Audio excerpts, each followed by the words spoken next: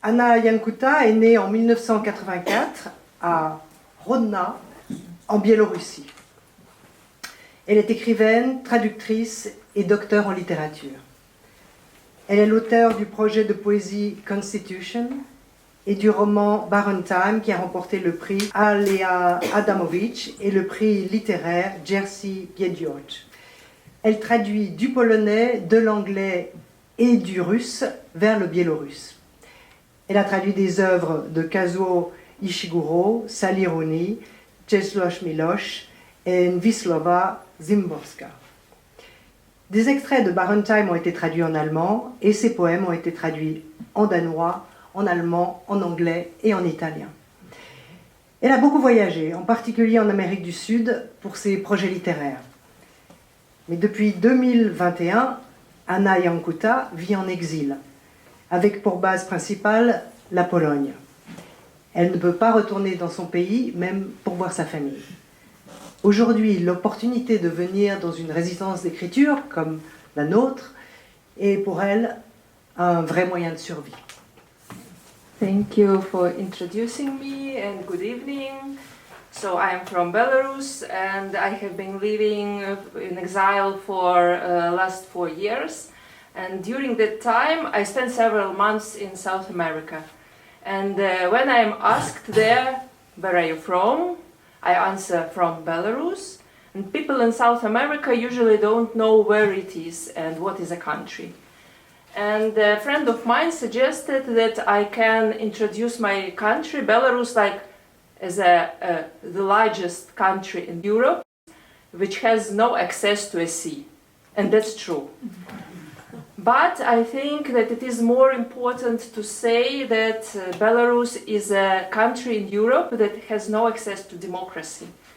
When I was 10, Alexander Lukashenko became a president, and now I am 40, almost 41, and he still has power as autocrat by falsifying elections, cracking down on protest, and sentencing people to long prison terms. And I have been thinking about how poetry can respond to dictatorship. And finally I wrote a book about my own experience. The title is Constitution. I took articles from the Belarusian constitution, which is constantly violated by the Belarusian government, and wrote poetical reflections on them.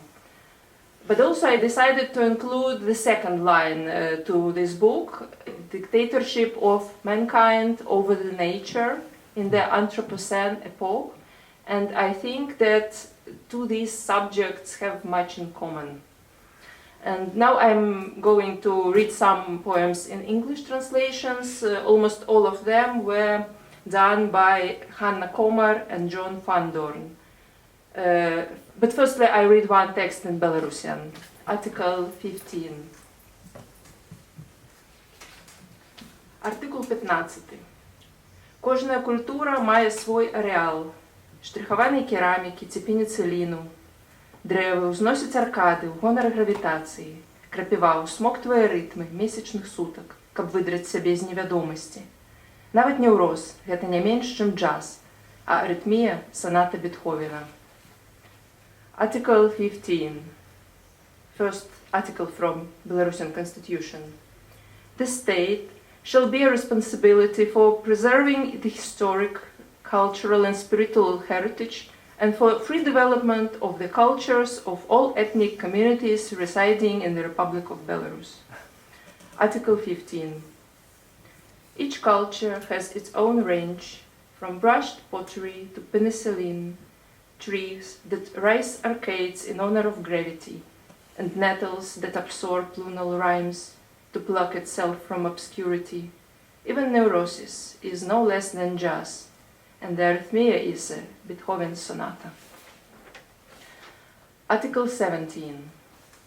The Belarusian and Russian languages shall be the official languages of the Republic of Belarus. Article 17. Language comes to me in the hardest way. I crumple the sounds in my mouth, producing in the first year of life obscure combinations, and then till death, limited by my own oral cavity, my cave and my prison. I speak the language of fear, the language of bitterness, the language that lacks words for many things. Legislators must take a number of emergency measures in this regard. In the nature reserve of language, mine was given a confined cage, but one day I will set it free. Article 26.